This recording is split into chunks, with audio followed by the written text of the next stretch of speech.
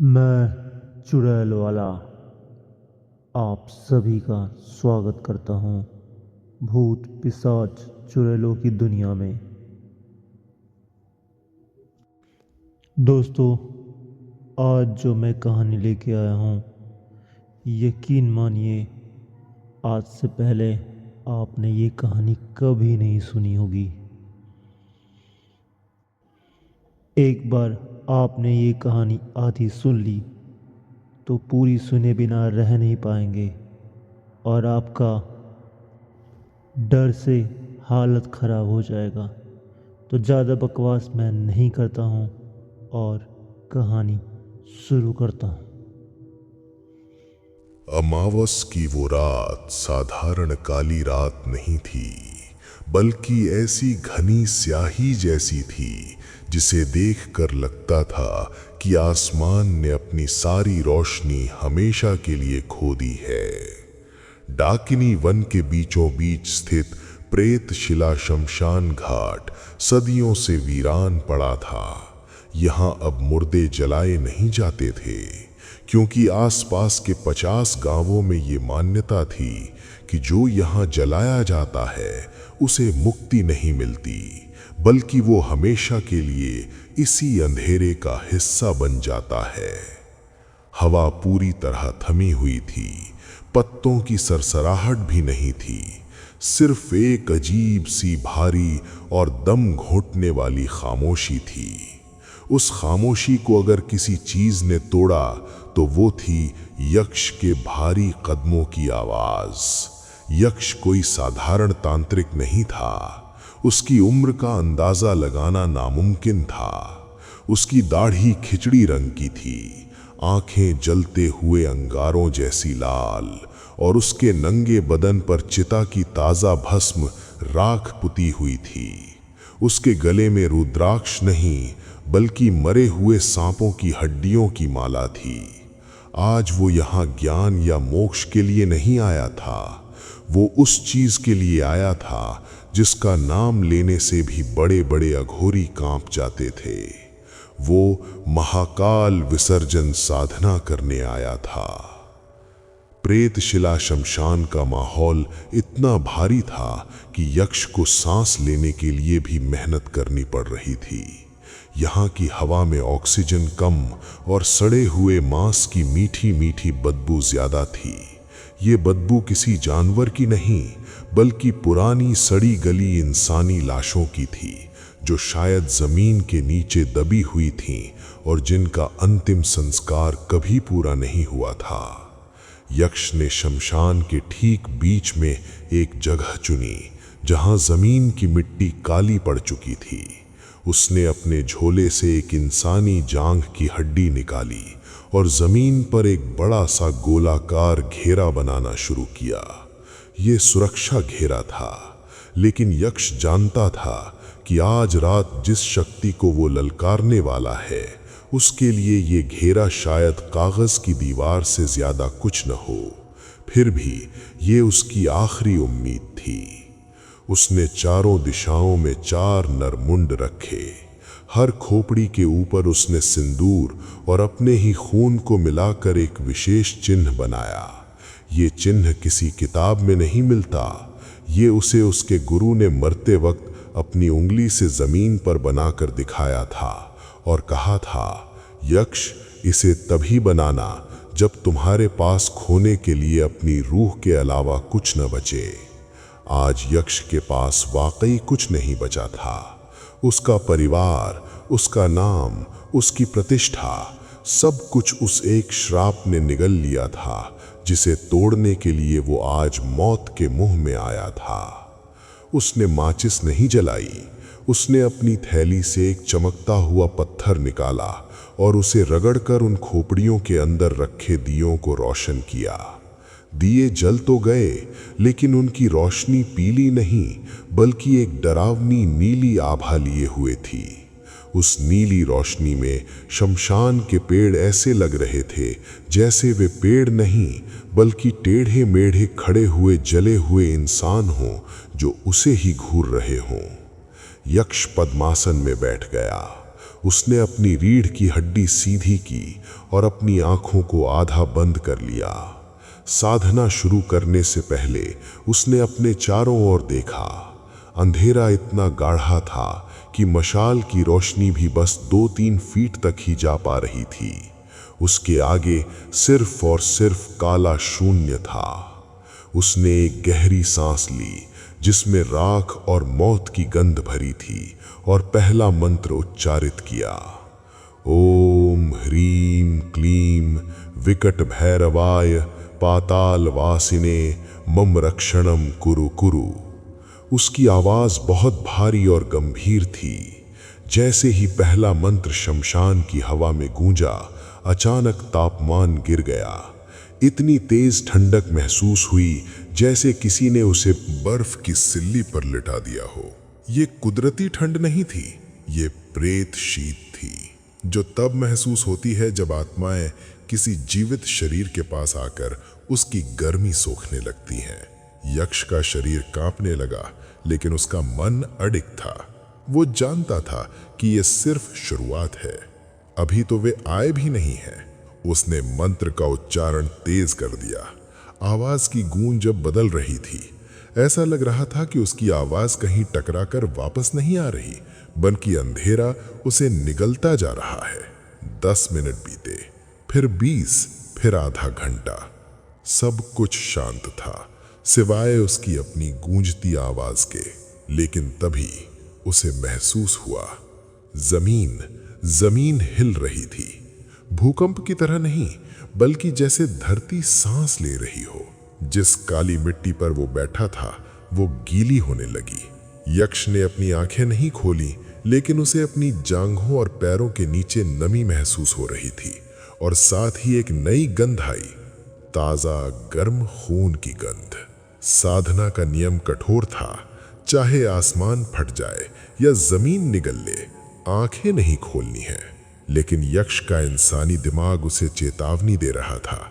उसे लग रहा था कि जमीन से कोई लिक्विड रिस रहा है। क्या ये पानी था?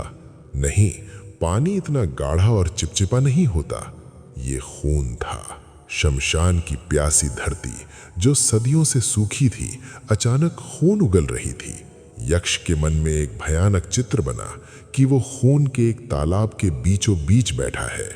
तभी एक आवाज आई। ये आवाज किसी जानवर की नहीं थी, ये एक सिसकी थी, एक रोते हुए बच्चे की सिसकी, जो उसके बाईं ओर से सुरक्षा घेरे के बिल्कुल ठीक बाहर से आ रही थी।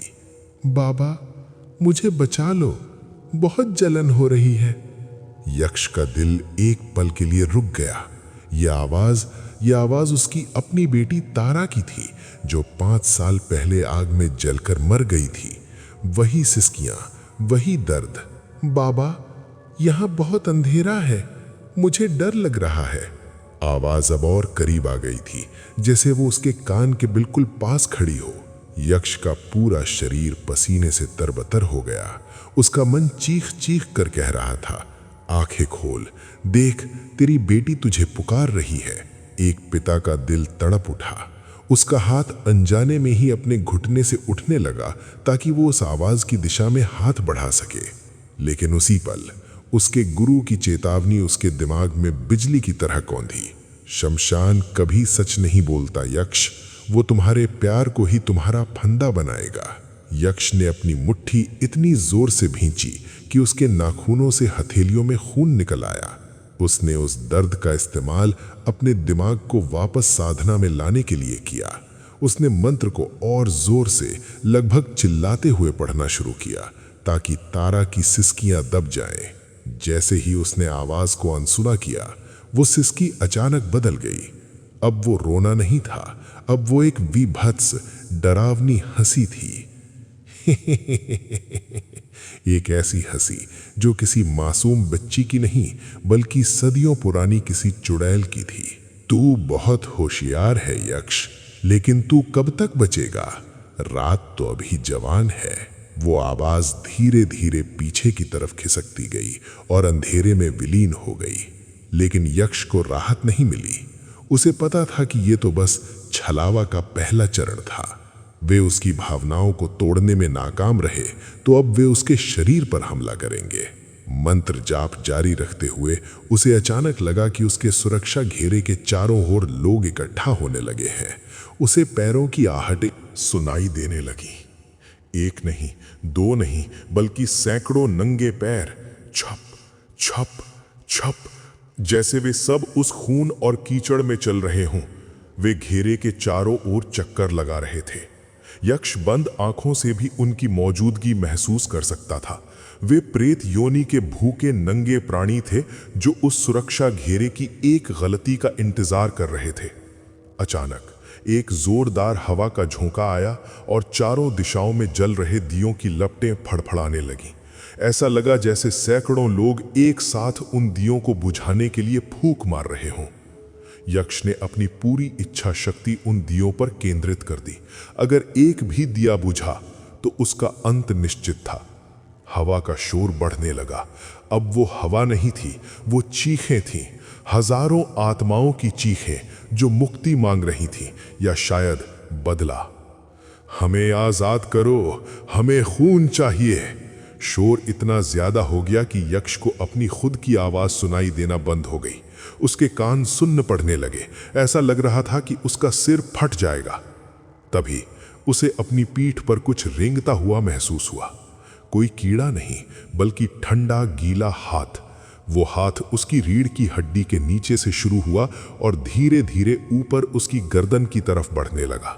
उस स्पर्श में इतनी ठंडक थी कि यक्ष की रीढ़ में सिहरन दौड़ गई। वो हाथ घेरे के अंदर कैसे आया? सुरक्षा घेरा तो अभेद्य था। क्या उसने मंत्र में कोई गलती कर दी थी? यक्ष का आत्मविश्वास डगमगाने लगा। वो हाथ अब उसकी गर्दन तक पहुंच चुका था। उंगलियां, जो किसी सड़ी हुई लाश की तरह महसूस हो रही थीं, धीरे धीरे उसका गला दबाने लगी। सांस रुकने लगी, दम घुटने लगा। यक्ष मंत्र बोलने की कोशिश कर रहा था, लेकिन उसके गले से सिर्फ घुर घुर की आवाज निकल रही थी। ये एक मानसिक युद्ध था। यक्ष जानता था कि अगर उसने अभी हार मान ली और ये सोच लिया कि वो मर रहा है, तो उसका शरीर सचमुच मर जाएगा। उसने अपने अंदर की बची खुची सारी ऊर्जा इकट्ठा की और मन ही मन महामृत्युंजय के तांत्रिक बीज मंत्र का जाप किया।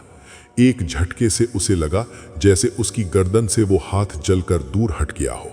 एक जलने की बदबू और एक भयानक चीख, आह आह, उसके ठीक पीछे से आई। वो चीज जो भी थी, घेरे की शक्ति से जल गई थी। यक्ष हाँफने लगा। उसकी सांसें फूल रही थीं, लेकिन वो जिंदा था। अभी उसे थोड़ा संभलने का मौका भी नहीं मिला था कि एक नई मुसीबत सामने आ खड़ी हुई। जिस नीली रोशनी में वो बैठा था, वो अचानक लाल हो गई, खून जैसी गहरी लाल।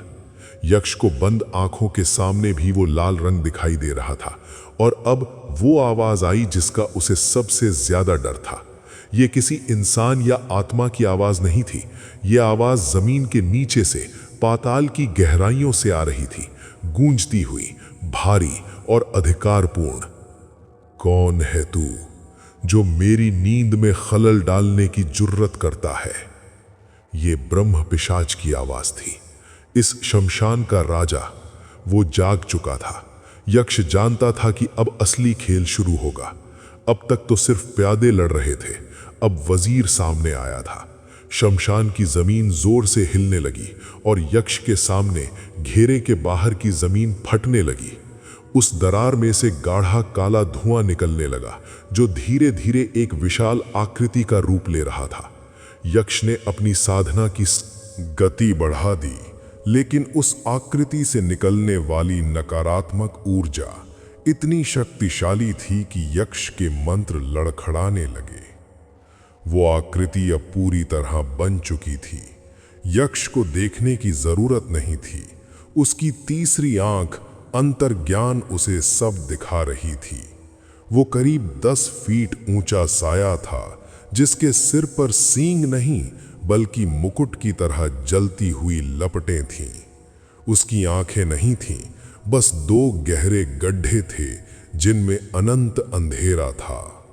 ब्रह्म पिशाच ने अपना हाथ उठाया और यक्ष के सुरक्षा घेरे पर एक अदृश्य प्रहार किया। धाड़! आवाज ऐसी हुई जैसे लोहे पर हथौड़ा मारा गया हो।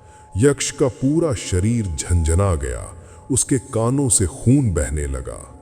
सुरक्षा घेरा कांप गया था, लेकिन टूटा नहीं था। तुच्छ मानव, ब्रह्म पिशाच की आवाज यक्ष के दिमाग में गूंजी। तेरा ये घेरा तुझे मुझसे नहीं बचा सकता। मैं समय हूं, मैं ही मृत्यु हूं। अपनी आंखें खोल और मुझे देख। मैं तुझे वो दूंगा जो तूने कभी सपने में भी नहीं सोचा होगा। यक्ष का शरीर टूटने की कगार पर था। दर्द असहनीय हो चुका था, लेकिन उसे पता था कि अगर उसने आंखें खोली तो वो ब्रह्म पिशाच की आंखों के अंधेरे में खो जाएगा और पागल हो जाएगा। उसने अपने दांत भींच लिए और जवाब दिया, मैं यहां भीख मांगने नहीं आया, मैं यहां अपना अधिकार लेने आया हूं। ये अभी कहानी की शुरुआत है। यक्ष का असली इम्तिहान, उसका अतीत और वो भयानक चीज जिसे वो अधिकार कह रहा है, अभी सामने आना बाकी है। शमशान की रात और गहरी होने वाली है। अधिकार? ब्रह्म पिशाच की भारी भरकम हंसी ने पूरे प्रेतशिला शमशान को हिला कर रख दिया। वो हंसी किसी एक गले से नहीं निकल रही थी, बल्कि ऐसा लग रहा था कि शमशान के हर जले हुए पेड़, हर सूखी झाड़ी और हर कण से वही भयानक हंसी गूंज रही थी। यहाँ अधिकार सिर्फ भूख का होता है यक्ष, और आज मेरी भूख बहुत तेज है। जैसे ही उसने ये कहा, यक्ष के चारों ओर बने सुरक्षा घेरे पर दबाव और बढ़ गया। अदृश्य हवा के थपेड़े अब हथौड़े की चोट जैसे पड़ रहे थे। यक्ष का शरीर अंदर से टूट रहा था। उसकी पसलियों में एक तीखा दर्द उठ रहा था, जैसे कोई उन्हें अंदर से मरोड़ रहा हो। उसके कानों से बहता हुआ खून अब उसके गालों तक आ गया था और उसकी सफेद दाढ़ी को लाल कर रहा था। लेकिन यक्ष का जाप नहीं रुका। उसकी जुबान मशीन की तरह चल रही थी। ओम ह्रीम महाकालेश्वराय शत्रुनाशाय स्तंभय स्तंभय। ब्रह्म पिशाच ने देखा कि ये साधक आसानी से नहीं टूटने वाला। उसने अपना पैंतरा बदला। तांत्रिक लड़ाइयां कभी भी सिर्फ मंत्रों से नहीं लड़ी जाती, वे यादों और भावनाओं के कच्चे धागों को खींचकर लड़ी जाती हैं। अचानक शमशान का दृश्य बदलने लगा। यक्ष के बंद नेत्रों के सामने का अंधेरा छट गया। अब वो शमशान में नहीं था, वो अपने पुराने गांव रामपुर के उस छोटे से कच्चे घर के आंगन में खड़ा था। ये दृश्य 10 साल पुराना था। सामने उसकी पत्नी सुधा खड़ी थी, उसकी गोद में नन्ही तारा थी। सब कुछ कितना खुशहाल था, कितना जिंदा। राघव, सुधा ने उसे पुकारा। यक्ष, जिसका असली नाम राघव था, का दिल धक से रह गया। ये आवाज, ये प्यार भरी पुकार उसने बरसों से नहीं सुनी थी। राघव, देखो ना, तारा को बुखार है, तुम वैद्य जी को बुला लाओगे। दृश्य इतना असली था कि यक्ष को दाल में लगते छौंक की महक तक आ रही थी। उसका मन एक पल के लिए पूरी तरह भ्रमित हो गया। उसे लगा कि पिछले 10 साल की वो भयानक साधना, वो शमशान की राख, वो अकेलापन, सब एक बुरा सपना था। असली दुनिया तो ये है। वो अपनी पत्नी की ओर बढ़ा। जैसे ही उसने हाथ बढ़ाया, ब्रह्म पिशाच की आवाज उसके दिमाग में गूंजी। हाँ, छू ले उसे, बस एक बार छू ले और सब ठीक हो जाएगा।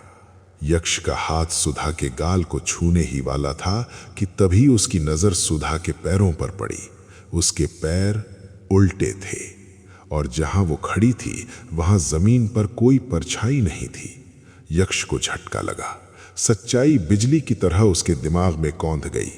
ये उसकी पत्नी नहीं है, ये उसकी यादों का इस्तेमाल करके बनाया गया एक जाल है।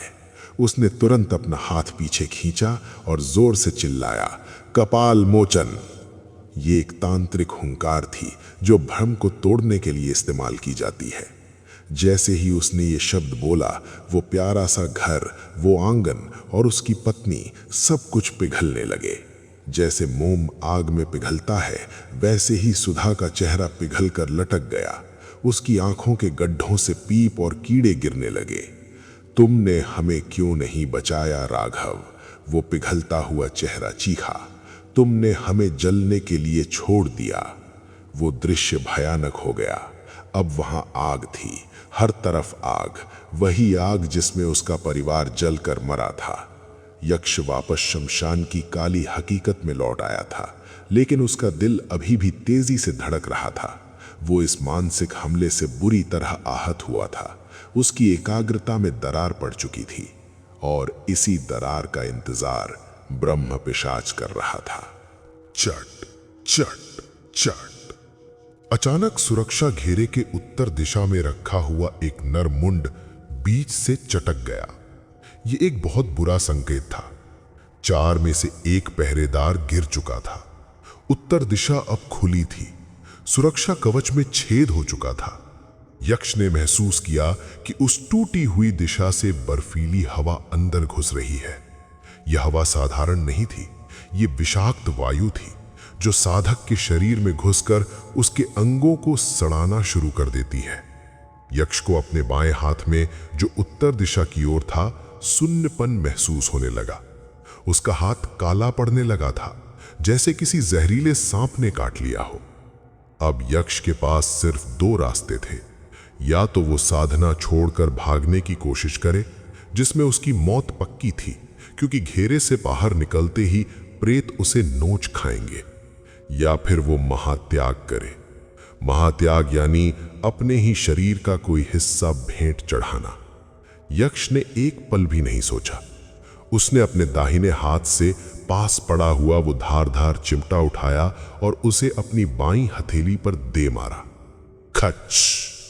मांस फटने की आवाज सन्नाटे में गूंज गई। गहरा घाव हुआ और ताजा गर्म खून की धार फूट पड़ी। यक्ष ने उस खून को हथेली में भरा और टूटी हुई खोपड़ी की ओर फेंकते हुए मंत्र पढ़ा, रक्तम समर्पयामि इदम रक्षणम कुरु। जैसे ही उसका खून उस टूटी हुई खोपड़ी और जमीन पर गिरा, वहां एक तेज आग भड़क उठी। खून ने ईंधन का काम किया था। उस आग ने उत्तर दिशा के छेद को अस्थायी रूप से भर दिया। ब्रह्म पिशाच जो उस रास्ते से घुसने ही वाला था, आग की लपटों से पीछे हटने को मजबूर हो गया। उसने गुस्से में दहाड़ लगाई। वो दहाड़ इतनी तेज थी कि यक्ष के नाक से खून की एक और धार बह निकली। मूर्ख! ब्रह्म पिशाच गुर्राया। तू अपना ही खून बहाकर कब तक बचेगा? तेरे शरीर में इतना खून नहीं जितनी मेरी प्यास है। यक्ष का शरीर अब जवाब दे रहा था। खून ज्यादा बह जाने के कारण उसे चक्कर आ रहे थे, लेकिन वो जानता था कि अभी तो आधी रात भी नहीं बीती है। असली खतरा तो अब आने वाला था। उसे महसूस हुआ कि शमशान की जमीन के नीचे कुछ रेंग रहा है, कुछ बहुत विशाल। ब्रह्म पिशाच अकेला नहीं था। उसने पाताल कृमि को जगा दिया था। ये वे कीड़े होते हैं जो सूक्ष्म रूप में जमीन के नीचे रहते हैं और साधक के मूलाधार चक्र पर हमला करते हैं। यक्ष को अचानक लगा कि जिस जमीन पर वो बैठा है वो नीचे की ओर धंस रही है, जैसे कोई दलदल उसे खींच रहा हो। उसे अपने पैरों में सुरसुराहट महसूस हुई। हजारों अदृश्य कीड़े उसके कपड़ों के अंदर घुसकर उसकी त्वचा को काटने लगे। जलन इतनी तीव्र थी जैसे किसी ने तेजाब छिड़क दिया हो। यक्ष का पूरा शरीर तड़प उठा, लेकिन वो हिल नहीं सकता था। अगर वो आसन से उठा तो सब खत्म। उसने दांत पीसकर उस दर्द को सहन किया। उसका चेहरा दर्द से विकृत हो गया था, नसें तन गई थी। छोड़ दे। अंधेरे से एक और नई आवाज आई। ये आवाज ब्रह्म पिशाच की नहीं थी। ये आवाज बहुत धीमी, बुजुर्ग और जानी पहचानी थी। बेटा राघव, छोड़ दे ये जिद। यक्ष के रोंगटे खड़े हो गए। ये आवाज, ये उसके गुरुदेव की आवाज थी। गुरुदेव, जिनकी मृत्यु 5 साल पहले इसी शमशान में हुई थी। यक्ष ने मन को कड़ा किया। नहीं, ये भी माया है। गुरुदेव मर चुके हैं। मैं मरा नहीं हूं राघव। आवाज फिर आई, इस बार बिल्कुल उसके दाएं कान के पास से। मैं यही हूं, फंसा हुआ हूं। देख मेरी क्या हालत हो गई है। यक्ष की बंद आंखों के सामने एक दृश्य उभरा।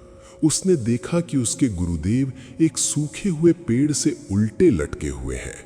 उनका शरीर हड्डियों का ढांचा बन चुका है और उनकी आत्मा आग में जल रही है।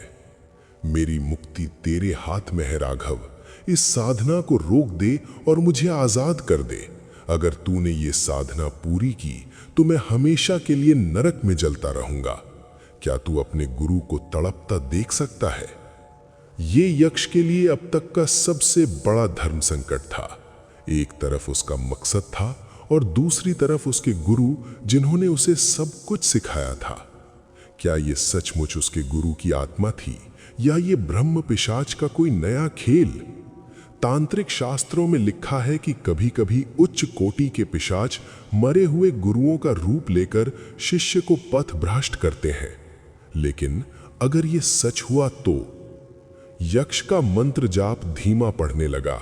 उसका ध्यान बट रहा था और जैसे ही उसका ध्यान बटा, घेरे के बाहर खड़े ब्रह्म पिशाच ने एक और चाल चली।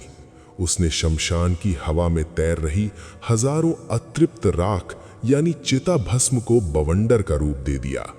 वो काली राख का बवंडर तेजी से यक्ष की ओर बढ़ा। वो घेरे की दीवारों से टकराया। सर सर सर राख यक्ष की आंखों, नाक और मुंह में घुसने लगी। उसका दम घुटने लगा। वो खांसना चाहता था लेकिन मंत्र रुक जाता। राख उसके गले में जम रही थी जैसे सीमेंट जम रहा हो। उसे सांस नहीं आ रही थी। उसकी आंखों से पानी बह रहा था और उस पानी के साथ काली कालिख निकल रही थी। उसे लगा कि अब उसका अंत निकट है। फेफड़े फटने वाले थे। तभी उसने अपने गले में लटकी हुई सांपों की हड्डियों की माला को कसकर पकड़ा। ये माला साधारण नहीं थी, इसमें नागपाश मंत्र सिद्ध था। उसने अपने मन ही मन बिना होंठ हिलाए उस मंत्र का उच्चारण किया जो सांस रुकने पर भी प्राणों की रक्षा करता है। ओम नमो नागेंद्राय विषहरिणाय प्राण रक्षकाय।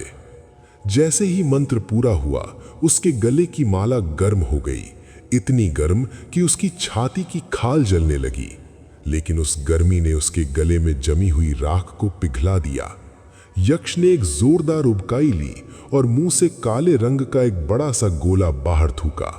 वो राख का गोला जमीन पर गिरते ही एक काले बिच्छू में बदल गया और भाग खड़ा हुआ। यक्ष ने एक लंबी गहरी सांस ली। वो बच गया था, लेकिन राहत की सांस लेना अभी जल्दबाजी थी।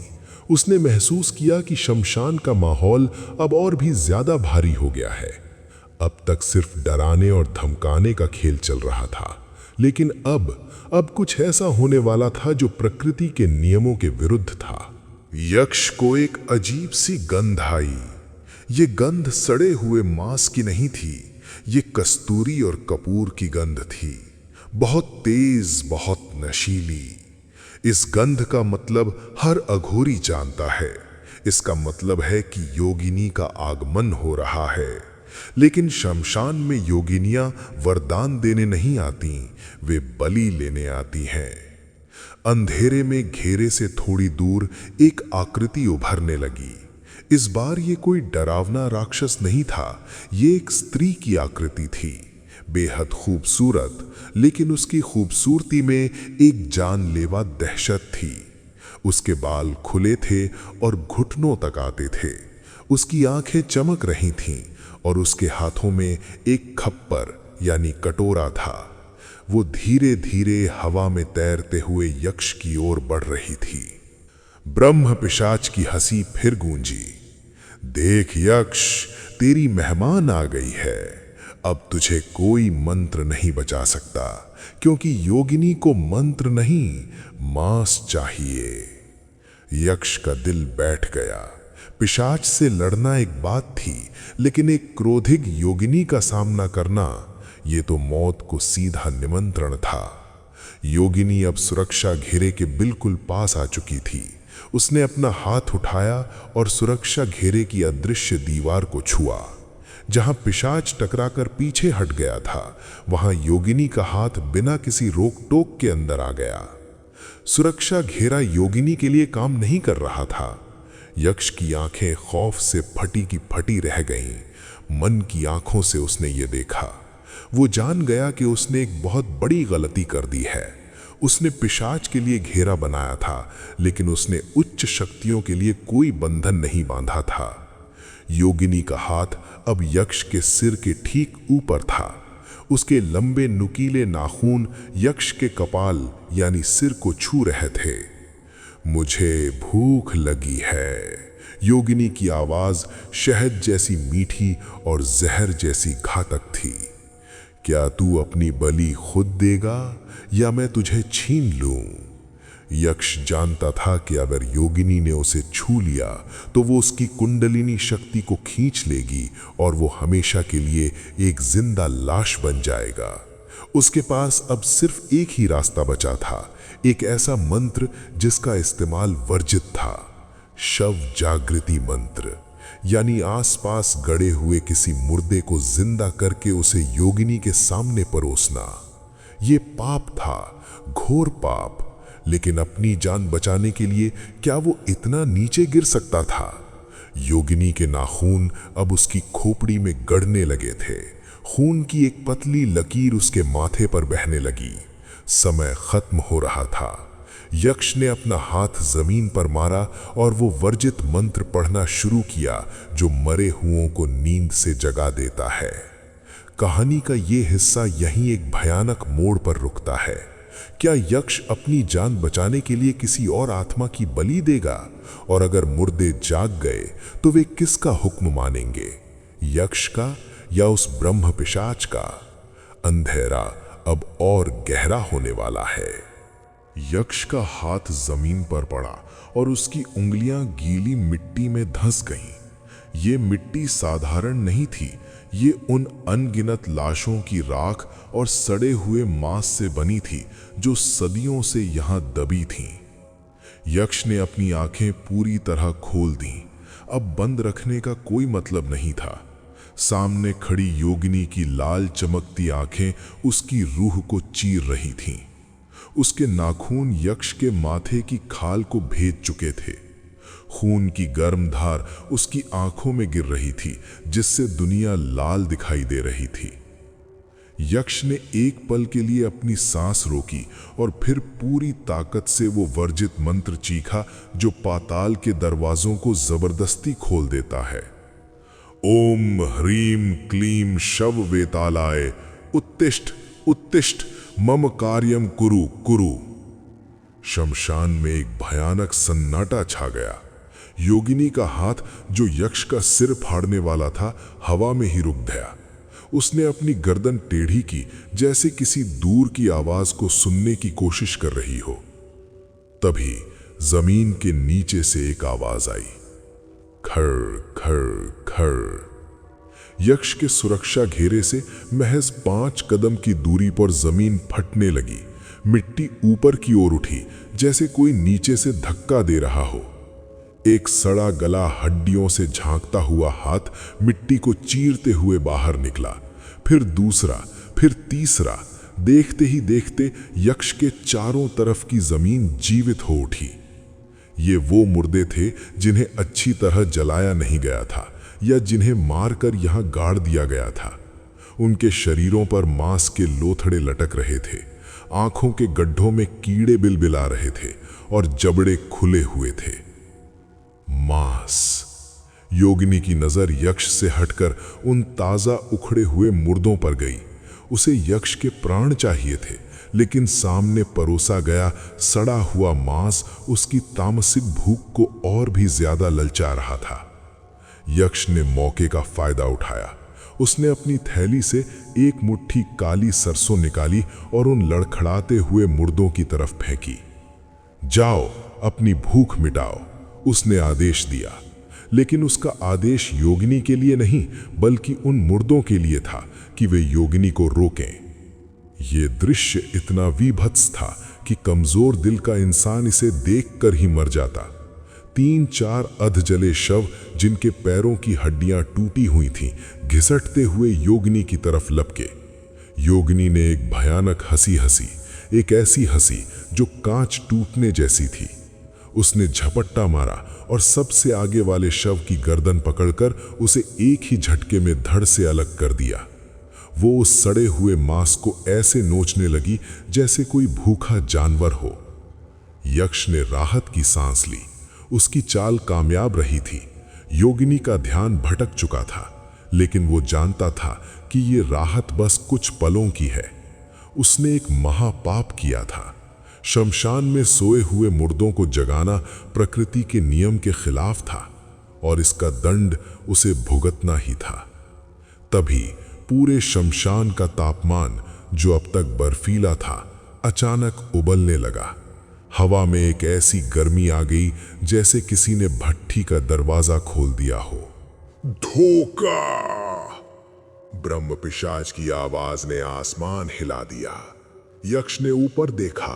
धुएं से बना वो विशाल साया अब ठोस रूप ले रहा था। ब्रह्म पिशाच ने अब अपना असली रूप धारण कर लिया था। वो 10 फीट का एक विकृत दैत्य था। उसका शरीर जले हुए कोयले जैसा काला था, जिस पर जगह जगह से लावा जैसा पीला मवाद बह रहा था। उसके हाथ घुटनों से नीचे तक लटक रहे थे और उंगलियों की जगह लोहे जैसे नुकीले पंजे थे। सबसे भयानक था उसका चेहरा, जिस पर कोई नाक नहीं थी, सिर्फ 2 बड़े छेद थे और मुंह इतना चौड़ा था कि वो किसी इंसान के सिर को साबुत निगल सकता था। तूने मेरी प्रजा मुर्दों को मेरी ही इजाजत के बिना जगाया। अब मैं तेरी हड्डियों का चूर्ण बनाकर इसी हवा में उड़ाऊंगा।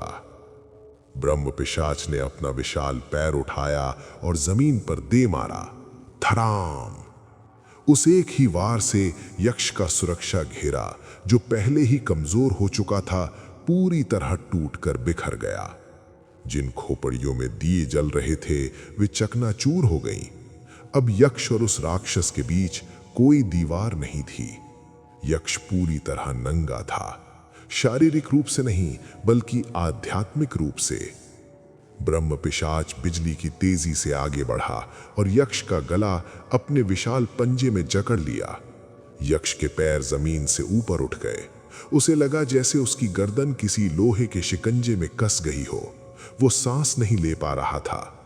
पिशाच का चेहरा उसके चेहरे के बिल्कुल पास था। उस सड़े हुए मुंह की बदबू से यक्ष की चेतना धुंधली होने लगी। बोल कीड़े! पिशाच ने यक्ष को हवा में हिलाया। मरने से पहले अपनी आखिरी इच्छा मांग। तुझे क्या चाहिए था? सोना, अमरता या किसी दुश्मन की मौत? तू यहां क्यों आया?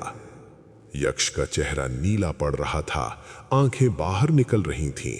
वो बोल नहीं सकता था, लेकिन उसका हाथ धीरे धीरे अपने कमरबंद की ओर गया। वहां एक छोटी सी पोटली बंधी थी। उसने कांपते हाथों से उस पोटली की गांठ खोली। जैसे ही पोटली खुली, उसमें से एक छोटी सी जली हुई गुड़िया नीचे गिर पड़ी।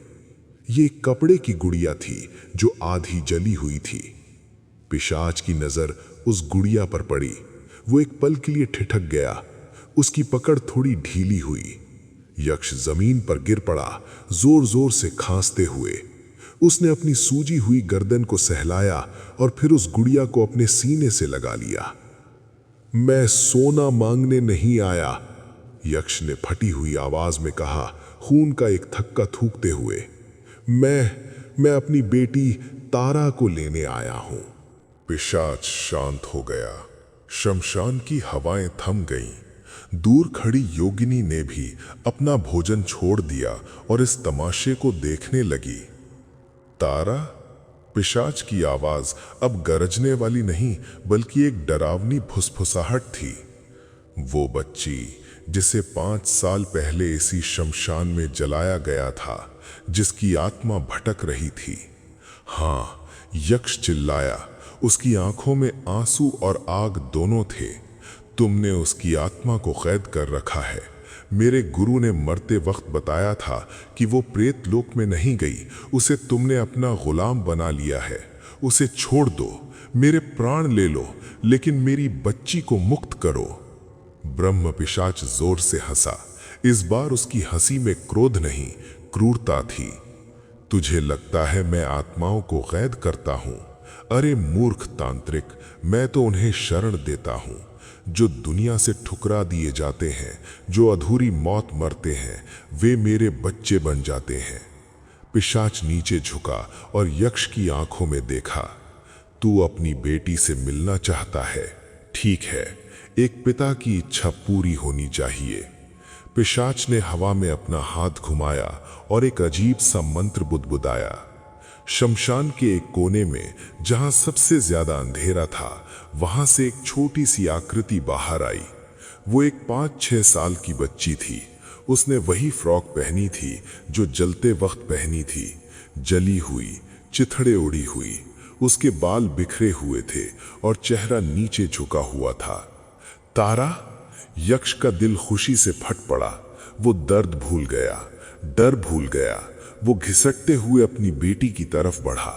मेरी बच्ची, डरो मत, पापा आ गए हैं।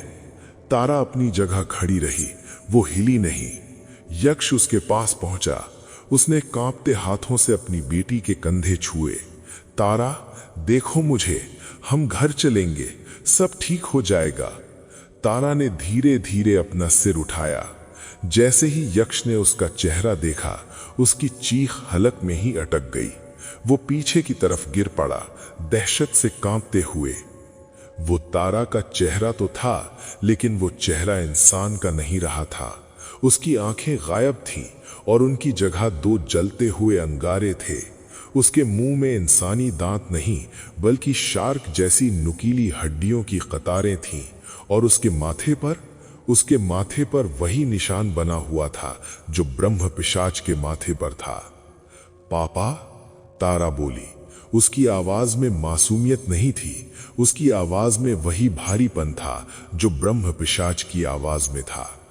आप देर से आए, बहुत देर से। अब मुझे घर नहीं जाना, मुझे भूख लगी है। यक्ष सन्न रह गया। नहीं, ये नहीं हो सकता। ब्रह्म पिशाच पीछे खड़ा मुस्कुरा रहा था। तेरी बेटी अब मेरी है यक्ष। वो अब एक पिशाचिनी है। उसने इंसानी मांस का स्वाद चख लिया है। अब उसे मुक्ति नहीं, भोजन चाहिए। और आज का भोजन उसका अपना पिता होगा। तारा यक्ष की ओर बढ़ी। उसके छोटे छोटे हाथों के नाखून अब खंजर की तरह लंबे हो गए थे। पापा, आप मुझे बहुत प्यार करते हो ना? क्या आप मुझे अपना दिल नहीं दोगे? मुझे बहुत भूख लगी है। यक्ष पीछे खिसक रहा था। जिस बेटी के लिए उसने नरक का दरवाजा खटखटाया, आज वही बेटी उसे खाने के लिए आ रही थी। ये शारीरिक मौत नहीं थी, ये भावनात्मक हत्या थी। पिशाच ने सबसे क्रूर खेल खेला था। तारा, रुक जाओ, यक्ष चिल्लाया। मैं तुम्हारा पिता हूं। पिता? तारा एक पल के लिए रुकी। उसके चेहरे पर एक अजीब सा भाव आया, जैसे वो कुछ याद करने की कोशिश कर रही हो।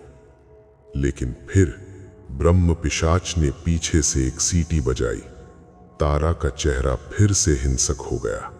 उसने एक जानवर की तरह छलांग लगाई और यक्ष के सीने पर चढ़ बैठी। यक्ष जमीन पर चित पड़ा था और उसकी अपनी ही बेटी उसकी छाती पर बैठी थी। उसके गले पर अपने नुकीले नाखून गड़ाए हुए खून बहने लगा। यक्ष के पास अपनी बेटी को धक्का देने की ताकत थी। उसके पास मंत्र थे जो पिशाचिनी को जला सकते थे, लेकिन वो अपनी फूल सी बच्ची पर वार कैसे करता, चाहे वो राक्षसी ही क्यों न बन गई हो। मार दे मुझे। यक्ष ने अपनी आंखें बंद कर ली। उसने हार मान ली। अगर मेरी मौत से तेरी भूख मिटती है तो खा ले मुझे। तारा ने अपना मुंह खोला। वो यक्ष के गर्दन पर दांत गड़ाने ही वाली थी कि तभी यक्ष के झोले से एक तेज रोशनी निकली, इतनी तेज कि तारा चीखते हुए पीछे हट गई। ब्रह्म पिशाच ने भी अपनी आंखों पर हाथ रख लिया। वो रोशनी उस पत्थर से आ रही थी जिससे यक्ष ने दिए जलाए थे, लेकिन ये कोई साधारण चकमक पत्थर नहीं था। ये शालिग्राम का एक ऐसा दुर्लभ टुकड़ा था जिसे नारायण कवच माना जाता है। यक्ष इसे भूल चुका था, लेकिन ये पत्थर उसके पाप और पुण्य का हिसाब रखता था। रोशनी के बीच से एक आवाज आई। ये आवाज गुरुदेव की नहीं थी, न ही किसी देवता की। ये यक्ष की अपनी अंतरात्मा की आवाज थी, सख्त और स्पष्ट। मूर्ख, मोह में पड़कर तूने अपनी साधना खो दी। ये तारा नहीं है, ये तारा के शरीर का इस्तेमाल कर रहा एक छलावा है। असली तारा की आत्मा अभी भी उस पिशाच के हृदय में कैद है। अगर तू मर गया तो वो हमेशा के लिए गुलाम रहेगी। उठ और अपने मोह का गला घोंट दे। यक्ष की आंखें खुल गईं। उसने देखा कि जो बच्ची अभी पापा पापा कर रही थी, वो रोशनी से डरकर एक बिल्ली की तरह गुर्रा रही है। उसका चेहरा पिघल रहा था और असली राक्षसी रूप सामने आ रहा था। यक्ष को समझ आ गया, ये उसकी बेटी नहीं थी, ये एक जाल था। क्रोध की एक लहर उसके अंदर दौड़ गई, वो क्रोध जो पिता के प्यार से भी बड़ा था। तूने मेरी बेटी का चेहरा इस्तेमाल किया। यक्ष धीरे से खड़ा हुआ। उसके हाथ में अब वो शालिग्राम पत्थर था जो गर्म होकर लाल हो चुका था। तूने एक पिता की भावनाओं से खेला, अब खेल खत्म। यक्ष ने उस जलते हुए पत्थर को अपनी मुट्ठी में दबाया और एक ऐसा मंत्र पढ़ना शुरू किया जिसका इस्तेमाल आत्मदाह के लिए होता है।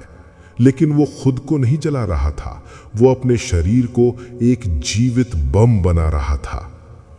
ओम ज्वालामालिनी रुद्र रूपिणी, मेरे रक्त को अग्नि बना दो। उसका शरीर अब कांप नहीं रहा था। उसकी नसों में खून की जगह अब तरल आग बह रही थी। उसकी त्वचा से धुआं निकलने लगा। वो ब्रह्म पिशाच की तरफ बढ़ा। उसकी चाल में अब डल नहीं बल्कि मौत थी। तारा, यक्ष ने उस पिशाचिनी की तरफ देखा जो अभी भी गुर्रा रही थी।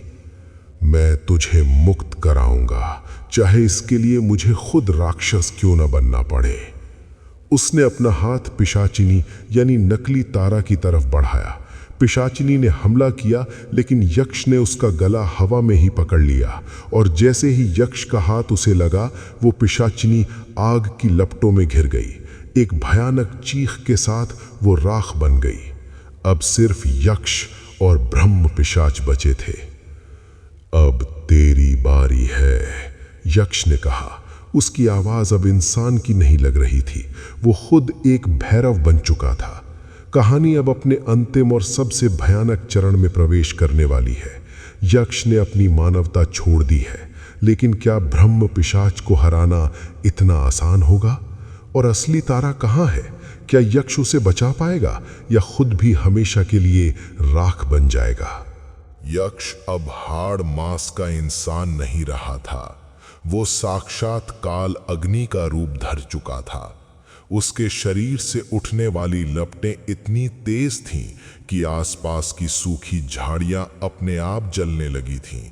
उसके हाथ में दबा हुआ शालिग्राम पत्थर अब पत्थर नहीं बल्कि एक धड़कता हुआ दिल लग रहा था, आग का दिल। ब्रह्म पिशाच जो अब तक अपनी शक्ति के घमंड में चूर था, पहली बार थोड़ा सहम गया। उसने सदियों में कई तांत्रिक देखे थे, कई अघोरी खाए थे, लेकिन ऐसा पागलपन उसने कभी नहीं देखा था जो खुद को ही ईंधन बनाकर जल रहा हो। मूर्ख, ब्रह्म पिशाच गरजा और उसने अपना विशाल काला हाथ यक्ष की ओर बढ़ाया। तू आग है तो मैं वो अंधकार हूं जो सूरज को भी निगल लेता है। पिशाच की हथेली से काले रंग का एक गाढ़ा तरल पदार्थ फव्वारे की तरह निकला। ये प्रेत विष था। अगर इसकी एक बूंद भी किसी चट्टान पर गिर जाए तो वो गलकर पानी बन जाती है। वो काली लहर यक्ष की ओर बढ़ी, लेकिन यक्ष अपनी जगह से हिला नहीं। उसने बस अपना जलता हुआ हाथ आगे कर दिया। छनन ननन, जैसे ही वो काला जहर यक्ष की पवित्र अग्नि से टकराया, शमशान में एक ऐसा धमाका हुआ जैसे बिजली गिरी हो। भाप का एक विशाल बादल उठा जिसमें सड़े हुए मांस और जलते हुए कपूर की मिलीजुली गंध थी। यक्ष उस धुएं को चीरता हुआ बाहर निकला। वो हवा में उछला, 5 फीट नहीं, 10 फीट नहीं, बल्कि सीधे पिशाच के सीने की ऊंचाई तक। जय महाकाल! यक्ष की हुंकार ने पिशाच के कानों के पर्दे फाड़ दिए। यक्ष ने अपनी जलती हुई मुट्ठी पिशाच के सीने पर दे मारी। धड़ाम! पिशाच 10 कदम पीछे लड़खड़ाया। उसकी छाती की काली खाल जल गई थी और वहां एक गहरा घाव हो गया था जिससे काला धुआं निकल रहा था। पिशाच दर्द से पागल हो गया। उसने पलटवार किया। उसने अपनी दोनों मुट्ठियों को हवा में उठाया और पूरी ताकत से यक्ष के ऊपर दे मारा, जैसे कोई मच्छर को मसलता है। यक्ष जमीन पर गिरा। उसकी हड्डियां चटकने की आवाज आई। उसका बायां कंधा पूरी तरह टूट चुका था, लेकिन दर्द का उसे अब कोई एहसास नहीं था। वो तुरंत खड़ा हो गया। उसकी टूटी हुई हड्डी अपनी जगह से बाहर लटक रही थी, लेकिन उसकी आंखों की आग कम नहीं हुई थी। बस इतना ही? यक्ष हंसा। उसके दांत खून से सने थे। तेरी ताकत बस इतनी ही है? ब्रह्म पिशाच अब गुस्से से अंधा हो चुका था। उसने अपनी अंतिम और सबसे खतरनाक शक्ति का आह्वान किया। उसने अपना मुंह पूरा खोला।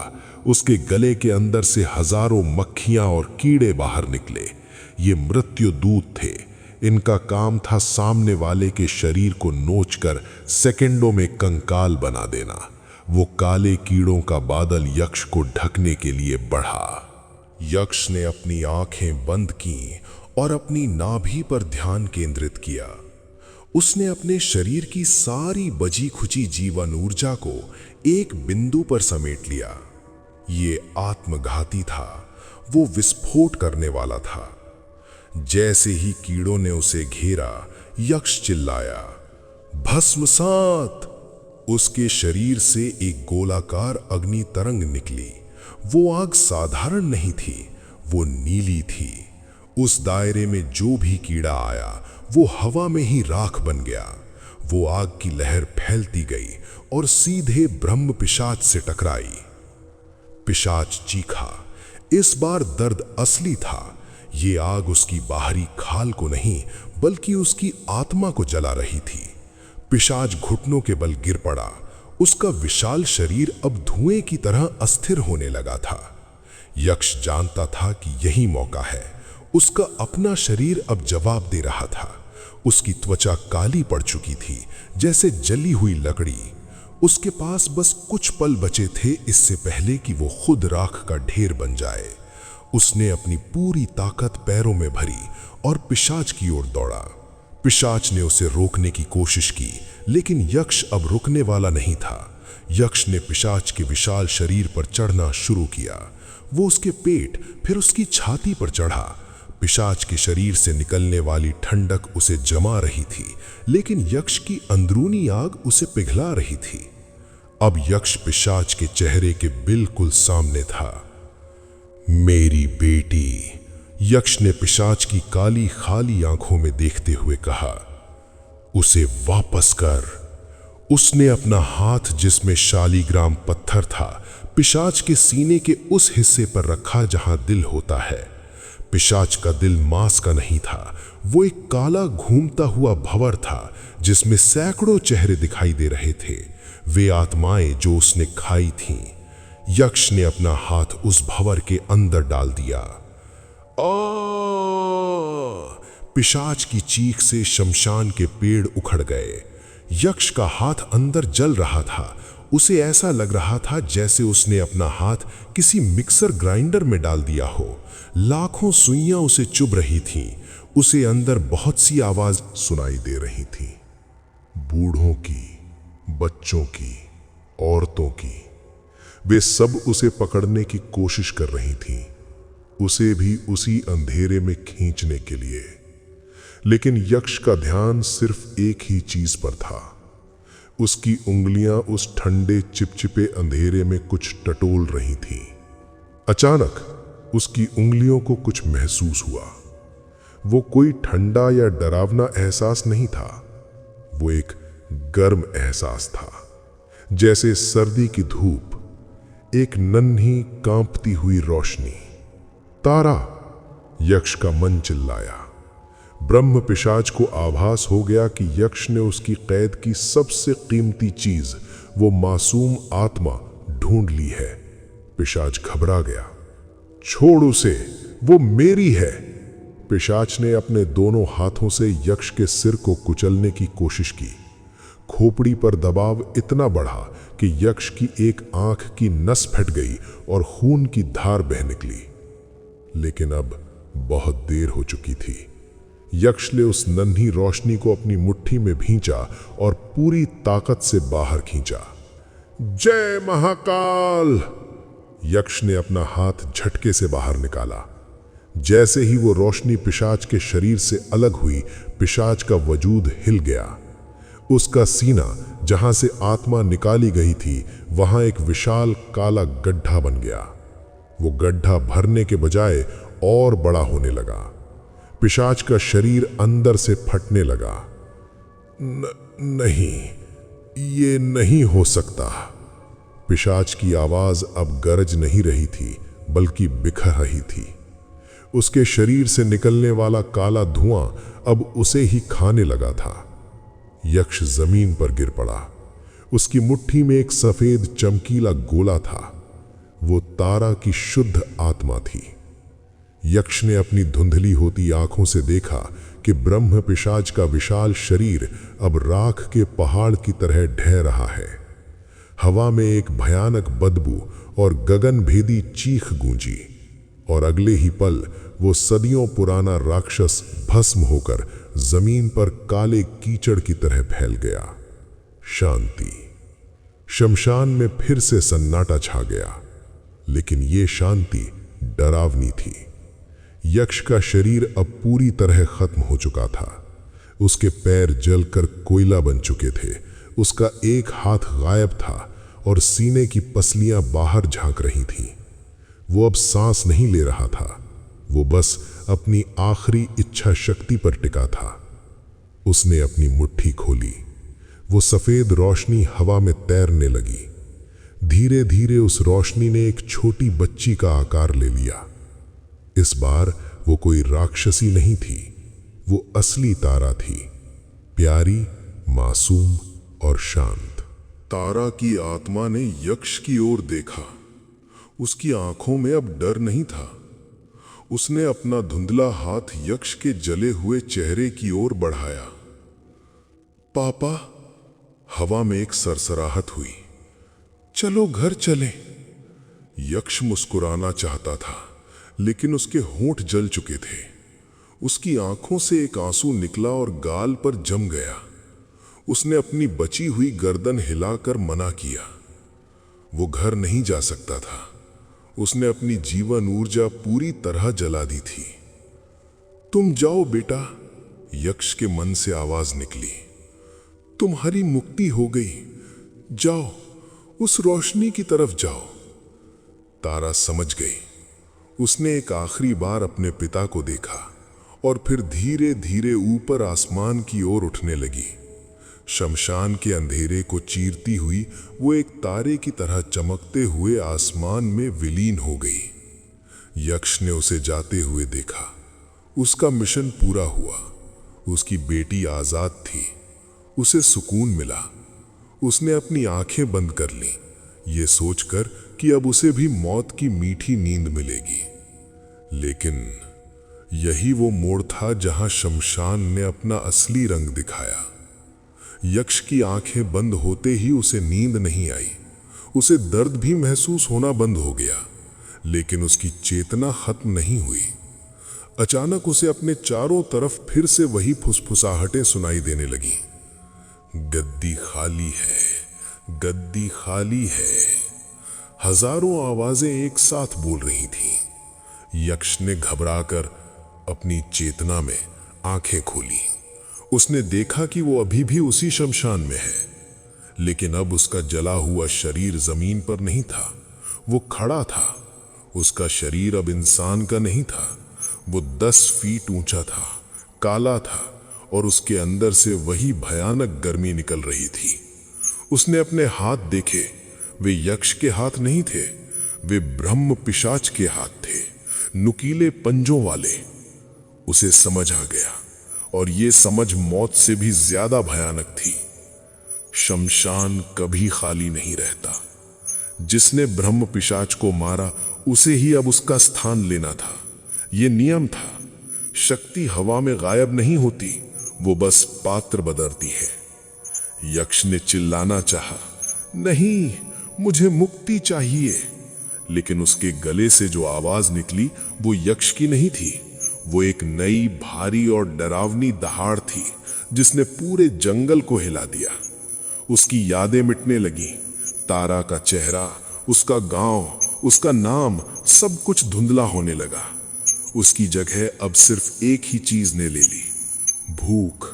एक अनंत, कभी न मिटने वाली भूख। वह अब यक्ष नहीं था, वो अप्रेत शिला का नया रखवाला था, नया ब्रह्म पिशाच।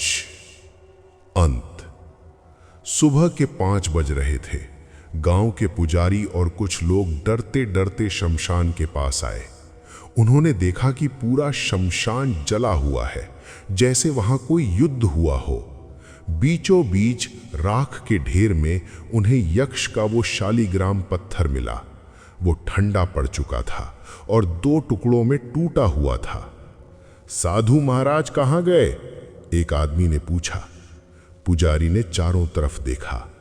उसे हवा में एक अजीब सा भारीपन महसूस हुआ। पेड़ों के पत्तों में एक नई सरसराहट थी।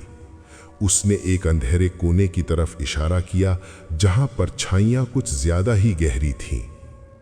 वो कहीं नहीं गए, पुजारी ने कांपती आवाज में कहा। वो अब यहीं है, हमेशा के लिए। तभी उस अंधेरे कोने से 2 लाल आंखें चमकती हुई दिखाई दी और एक भारी घिसटती हुई आवाज हवा में गूंजी, जाओ, अभी मुझे भूख नहीं है। लोग चीखते हुए भाग खड़े हुए, लेकिन वे नहीं जानते थे कि वो राक्षस उन्हें नहीं बल्कि खुद को रोक रहा था। उसके अंदर का पिता अभी भी कहीं जिंदा था, जो उसे लोगों को मारने से रोक रहा था। लेकिन कब तक? एक न एक दिन पिता हार जाएगा और राक्षस जीत जाएगा, और तब शमशान फिर से जगेगा।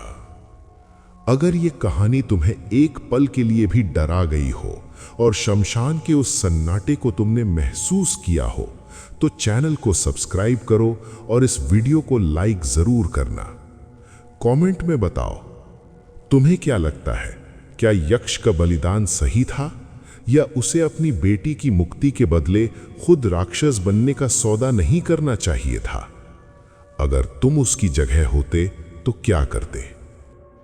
दोस्तों, कहानी आपने पूरी सुन ली, इसके लिए मैं आप सबका तहे दिल से शुक्रगुजार हूँ। तो अब कमेंट में आप अपने शहर का नाम और अपना नाम ज़रूर लिखें। तो मैं अब से आपसे विदा लेता हूँ और मिलता हूँ फिर एक नई कहानी के साथ। तब तक के लिए भूतों से सावधान रहें। शुभ रात्रि।